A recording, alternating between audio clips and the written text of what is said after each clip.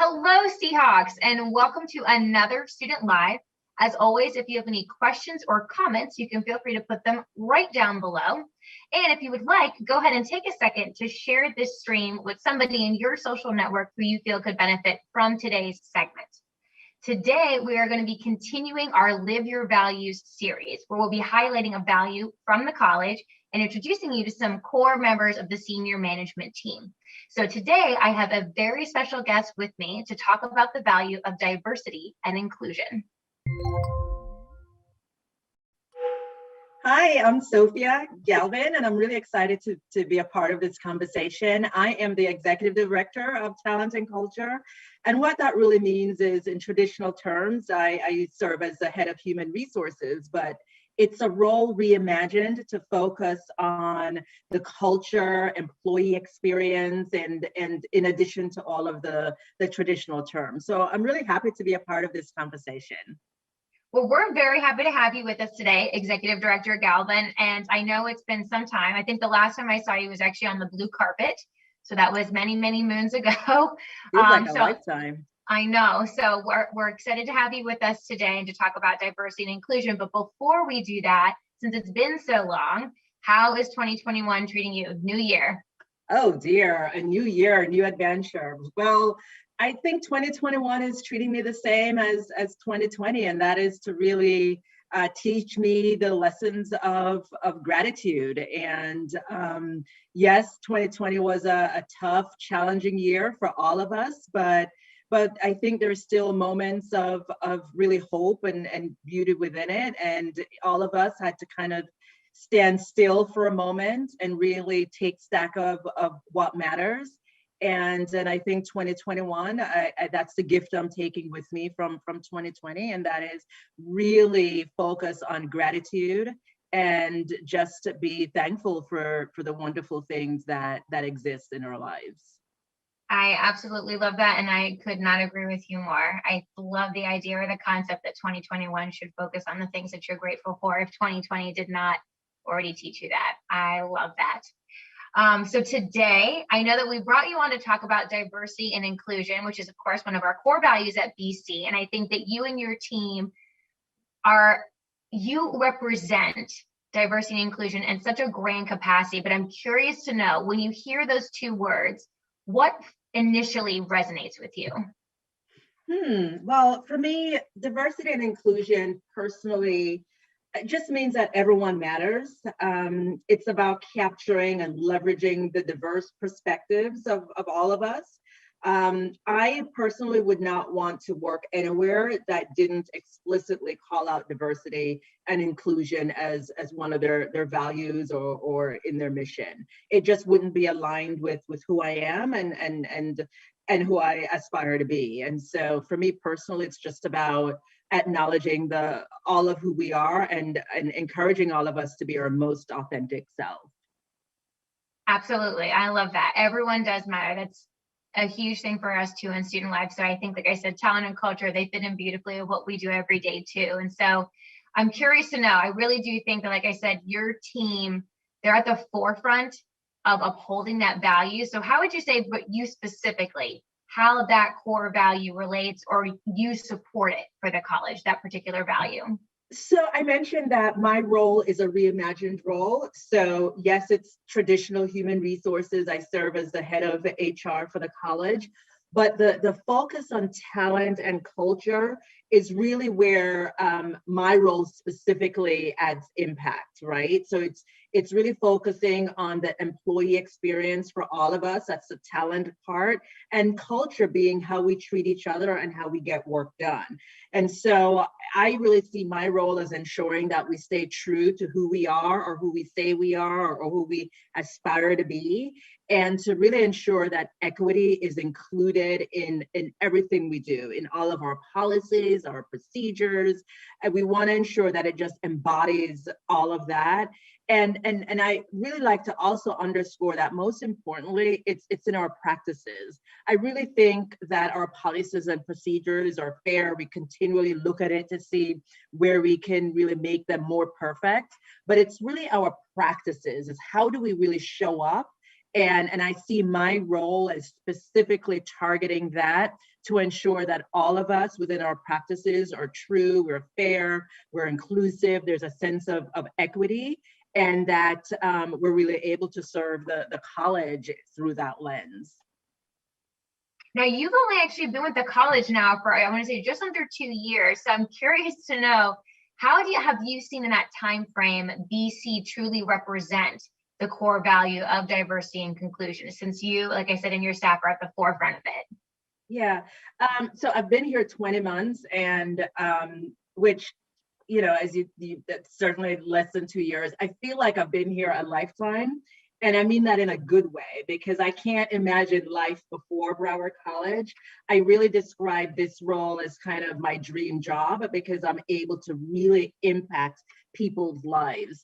But in saying so, I have the most dynamic, talented team that help us to do this work, that are passionately committed, and it's a combination of, we have a couple of new people, and then we have kind of our legacy folks. And what we have been able to accomplish together this year, I'm so proud of. So we're looking at our pre-employment assessments, and last fall we rolled out these assessments where we're hiring to fit. We're hiring to our culture. We've defined, our culture grounded in diversity and inclusion. We want to ensure that we're hiring people to do that are aligned with those values. We rolled it out with all of our faculty hires and our PTS managers, because that's the group that really touch the largest group of our population. So we've done that. We're not hiring anyone who isn't aligned with that. We have our 360 feedback assessments that we launched last fall, where we're encouraging our managers to go through this kind of journey of self-discovery. We've designed it so it's truly kind of a private, kind of a anonymous experience where it's not part of talent and culture. I don't see the feedback. What we will get are some high-level aggregated results that we'll be able to build some action plans. So it'll tell us where are the gaps in leadership. We're also looking at our performance evaluations, and we're in the process of reimagining that, so that we're not only reviewing folks on their goals, the what, but we're also looking at the how. And so you could be an absolute superstar in achieving your goals. That's the what, but we're also reviewing in how. How did you do that? Are you achieving your goals at the expense of our culture? Are you terrorizing everyone in your midst? So we're redesigning our performance evaluation to allow us to capture that.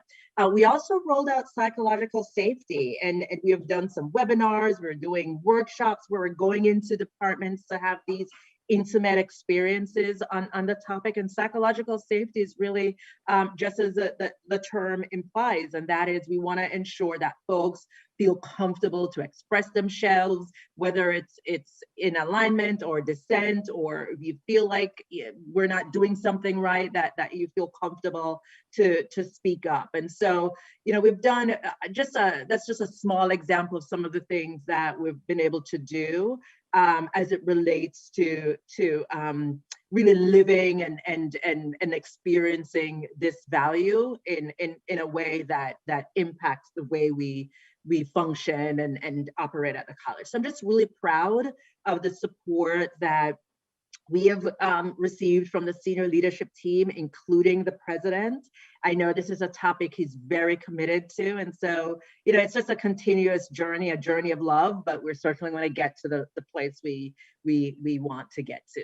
And one of the recent things that the college has done is to support the start of an advisory council. And so it's called the ACADI. It's the Advisory Council for the Advancement of Diversity, Equity, and Inclusion. And I'm really excited about this group because it's a cross-functional group of folks. So it includes faculty, it includes PTS, it includes administrators, and they have identified kind of 7 pillars that they're kind of focused on as it relates to driving diversity, equity, and inclusion.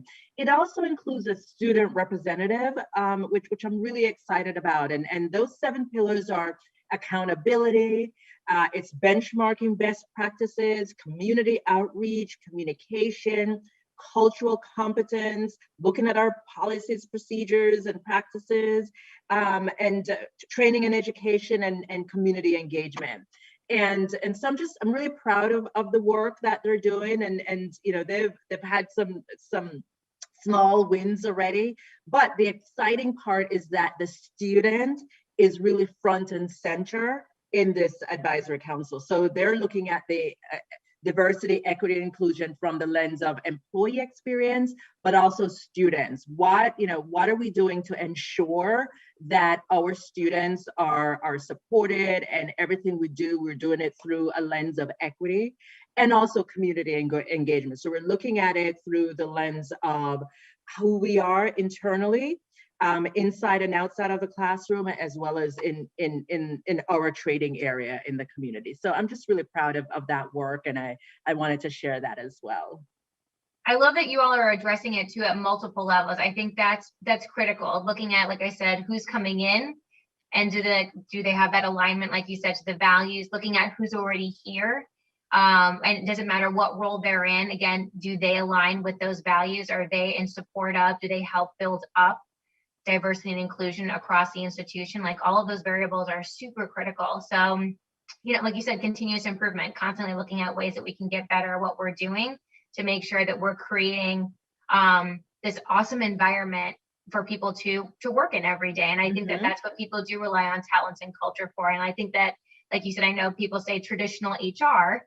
I went to school for HR too, so I totally feel that, where people, like I said, they have a different vision of what it should look like. But I think at the heart of it, people have to understand it's person centric, and it's making sure, like you said, that you have that fit and you're building up these very critical values in the people who represent something much larger than themselves, which is of course our college. So yeah, and by no means are we saying we're going to be a perfect place, because there's no such thing, right? We're human beings, and as human beings we are flawed. But I think it's really important for us to say this is who we are, this is who we aspire to be, and we're going to continually kind of head in that direction so that today is better than yesterday. And if we're able to do that, we'll get to where we are saying we want to get to. absolutely, yeah. Cultural changes takes time, so absolutely, we will all practice patience. We're very excited, like I said, though, with the work that you all have done, especially, like I said, in such a limited time frame and given the circumstances. But what we're seeing happen, like I said, across the college in terms of staff is super important. But we want that for our students too. So I'm so curious, in your perspective, how do you feel that even our students can play a role in embodying this awesome value of diversity and inclusion? What can they do on their end? I think for students, I think about them on really more so their individual journey. And I think, when the time in college, especially our first time in college folks, but all of our students, and that is to really challenge your personal worldviews, really try to see the world through someone else's lens, and really take this time to get to know folks who are different from you. Really look at the college has so many clubs and so many organizations to be a part of. Join an affinity group that's different than your own. If you're straight, join the LGBTQIA plus organization. If you're, African American, join the Hispanic group, or Hispanic, join the African American group, and the Caribbean groups, and all of that. There's just so many. There's a Muslim students on campus. It's a strong, vibrant group. Let's really get a chance to connect with each other and understand the world through each other's lens, and just to really be part of that journey towards excellence. I would also, in kind of that journey towards excellence, what I mean is really be a part of the fabric of the college and work towards making it a more perfect kind of organization. And while you're in it, you're learning along the way, so that at the end of your, of your college experience, you would have gained a fresh new perspective, whether it's new or enlightened, or maybe it's just as you started, but you have all of the kind of wealth of experiences to supplement it. And so I think for me, it would really be just kind of that individual experience, and just to kind of challenge how you see the world and how you think the world sees you. Absolutely. I think that's something, like I said, that again, our departments are kind of like symmetrical in a sense with, because we very much in student life do harp on that exposure piece to students, learning about others, their perspectives, and valuing their input, especially when it is different from your own, and learning from it. So like I said, I think it starts, like you said, with that exposure piece, and then being an active participant, like you said, getting involved. It's not just, you know, the learning piece, but then you have to be an active participant. Yeah.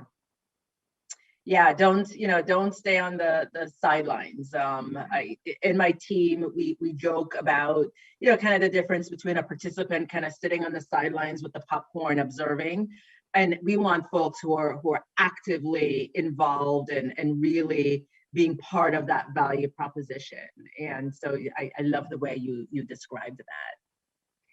I cannot thank you enough, Executive Director Galvin, for spending time with us today. We're so appreciative, like I said, for you to share your words of wisdom about diversity and inclusion, and on the subject of gratefulness and embodying all of that in 2021. We're very appreciative and grateful for what you and your team are constantly doing in terms of that paradigm shift for the institution, and constantly moving the needle, like you said, in the right direction over time in terms of our culture. Thank you so much.